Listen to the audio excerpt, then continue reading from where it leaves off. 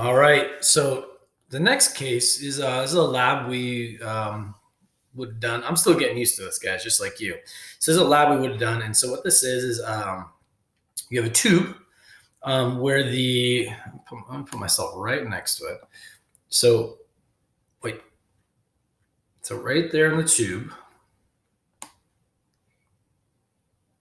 right there at the top, that tube, I'll just go there. At the top of the tube, the air is able to move in and out. And so that would be considered an antinode because the air is able to move.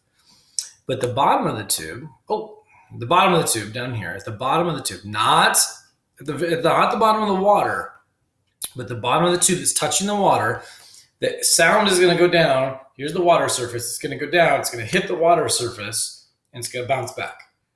But when it hits the water surface, it's not able to move the water at all. And so as the sound comes down, it's going to hit that water surface and bounce back.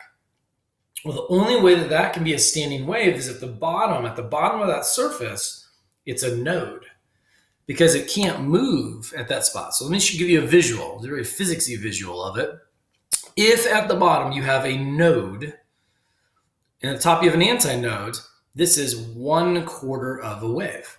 Now, I know you guys have done this. Take a bottle and it's got some liquid in it and blow over the top and you hear a certain note, right? Drink a little bit of the Coke, right? And then all of a sudden it's a little bit lower. So you have a longer column of air, blow over it. Do you get the same note or do you get a different note? You get a different note. And so if you get a different note, what's going on? Well, if I can make that length longer, that means I can fit a bigger wave into it. If I fit a bigger wave into it, that means I get a different frequency, a different sound. Trombone players, what do you do to make a lower note? All you do is you extend it, so you get a longer note. Flute players, piccolo, as you cover the different holes, all you're doing is making your flute longer. So if you cover all the holes, you have the entire length of the flute.